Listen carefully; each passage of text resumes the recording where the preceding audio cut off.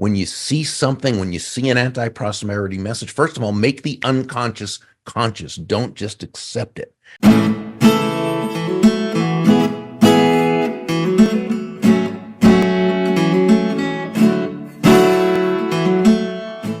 If you guys are marketers and you haven't read Cialdini, you should probably either get on that or retire. I'm just going to throw that out there. Yeah. And by the way, his book Persuasion is also a wonderful book to get. Complements his, so it's wonderful. And so he talks about law of consistency. Yes, we want to be and appear consistent to others, but we absolutely demand it in someone who we're going to trust. And so that authenticity, a lot of it based on consistency, is so very important. You know, I think authenticity has sort of taken on a new meaning in a sense that I think kind of skews its actual definition. And so I put my own definition to it, if I may. And you don't have to follow it, you don't have to believe it, you don't have to agree with it. But this is just mine. Authenticity is simply acting congruently with your values. When you do that, I think it comes across, and people are much more likely to not only to allow themselves to trust you, but to maintain that trust. That's how important that really is. Yeah. And I wonder if I could share two quick examples of what you're describing. I remember just a couple interactions I had with attorneys. So I got invited to a mastermind of the top attorneys in the world. And, you know, I was flying far. And so I took, I wore, you know, a suit, and then I took like a change of clothes or two in a backpack. It was just for a weekend and then going back. And I ended up getting on the second flight I got on. The air conditioning was broken on the plane, so it was like 1,000 degrees. And what it meant for me is I got all stinky and sweaty in my suit, and then I landed, and just because of like the proximity, like we were basically in the mastermind. And I was wearing a suit, and one of the guys came over to me. He's like, "Hey, Frankie, you kind of smell." It's like, "Ah, shit, I was worried about that." And I didn't have a second change of clothes, so I went and changed, and I went totally into just shorts and a t-shirt. And it was a conference t-shirt. It wasn't even like, it was just a free shirt I got at a thing. I wasn't planning on anybody seeing me in that environment, in that setting. And these are the top attorneys in the world, like top 1% of 1%. So these are the guys who spend millions of dollars per month on a billboard and TV ads and radio, and the guys you would see, you know, tons on TV. And you know, they're buttoned up in Armani suits. And at some point, one of the guys looked at me, "Oh, are we allowed to just dress casual?" And he went back up to his hotel room and changed. And within a couple of hours, the whole room was casual, because they're like, "Well, if he gets to be casual, I'm going to be casual." And then it just like had this spiral effect. And it really was just because I was, you know, in the stinky suit. I didn't want to be the smelly guy at the conference. And I think of a second one. I remember actually it was the second or third time I got invited to speak in that industry.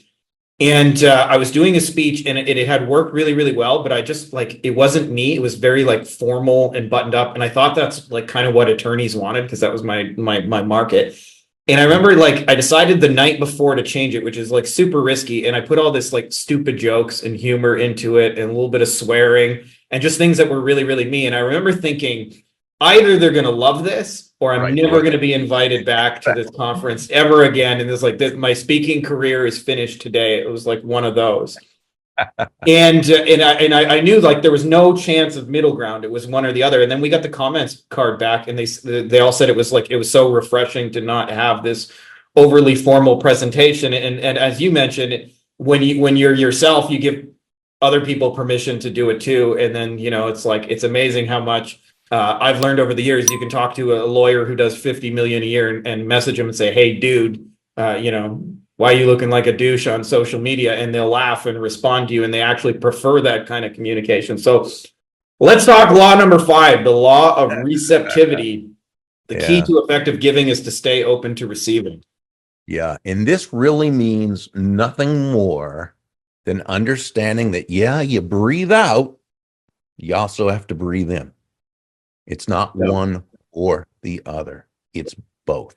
You breathe out carbon dioxide, you breathe in oxygen. You breathe out, which is giving, you breathe in, which is receiving. Yeah. Giving and receiving are not opposite concepts. They're simply two sides of the very same coin, and they work in tandem. The challenge, Frankie, is that the world does not give us that message. Yeah. And from the time most people, from the time they're born, whether it's upbringing, environment, schooling, news media, television shows, movies, you get this message, this anti-prosperity message, this message of lack from the world around you, and it messes with your mind, and it gets deep into your unconscious, and you really on an unconscious level believe that receiving means you must have done something wrong. Yeah, you're a crook. That you're a crook, or that you're right. And wow, it's so counterproductive. Yeah. And it's so unnecessary. Yeah. And that's why we've just got to, we've got to question our premises. When you see something, when you see an anti-prosperity message, first of all, make the unconscious conscious. Don't just accept it. Ask yourself, why is that statement true? When you hear a politician say, oh, millionaires are bad or billionaires are bad, ask yourself why. Why is that statement true? Yeah. Who did that person learn it from? Yeah. What would happen if millionaires and billionaires were not allowed to exist? How would that, right? I just ask yourself questions. And when you go by a perfect example is a woman I'm friends with told me how she and her husband were taking his teenage brother who had come to visit them through a really nice area of town. They were hoping to really inspire him, and they go by a beautiful, beautiful mansion.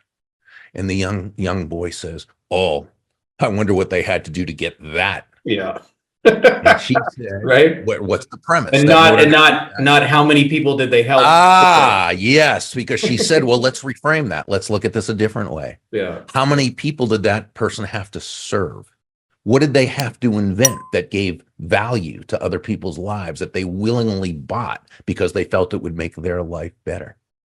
How many? And she went on a few examples. Let's look at it that way. Right now, again, the world's big and people do bad things in it that we don't agree with. But to the degree, and here's the definitive statement, I think, to the degree that you operate in a marketplace where no one is forced to do business with you, right? You haven't bought off any politicians by donating to them or giving them money, law forcing you to do it. Laws or regulations, exactly. Right. To the degree you live in a marketplace where no one has to do business with you and all your people, that is the marketplace they live in. The only way you can make a whole lot of money is to serve a whole lot of people, right? Again, with significant exceptional value. Okay. And, putting their interests first, because that's why they're buying. But you've got to, once you do, so here's my thought, if I may, my suggestion, because in law number 5, John David Mann and I talk about that, but on a surface level, but it hopefully awakens people to that. And we've heard that it does, but I suggest you start to look up some of the great speakers, teachers, practitioners of abundance, people like David Nagel, Randy Gage, Ellen Rogan, Lisa Peterson, Ken Honda, the late Bob Proctor. Read and listen and watch because what they do is they share with you how to get past those mental blocks that keep you from allowing yourself to just gratefully receive the abundance that you have earned through the value you provided to so many people. Guys, if you like this video, you're also going to want to grab some free bonuses, which you can get at our website, Beyond Agency Profits. To make it easy for you, I've put the links to it in the description of this video, as well as pinned in the top comment. And we've got a couple of awesome things. This is what you'll get after you sign up. You get some of our best training, how we're closing clients over Loom videos, how we sometimes sign clients that is not a misprint for under $5 US. How to demonstrate your value in like amazing ways, trainings, how to have your clients write the best copy of your life, how we're closing without phone calls, campaigns that we've generated for clients that have done over $100,000, as well as scripts you can use to get conversations going with clients in under 10 minutes. All you got to simply do is go there, enter your name and email address, and then this is what you'll see on the other side. So if that's interesting to you, make sure to click the links below, and I will see you on the other side.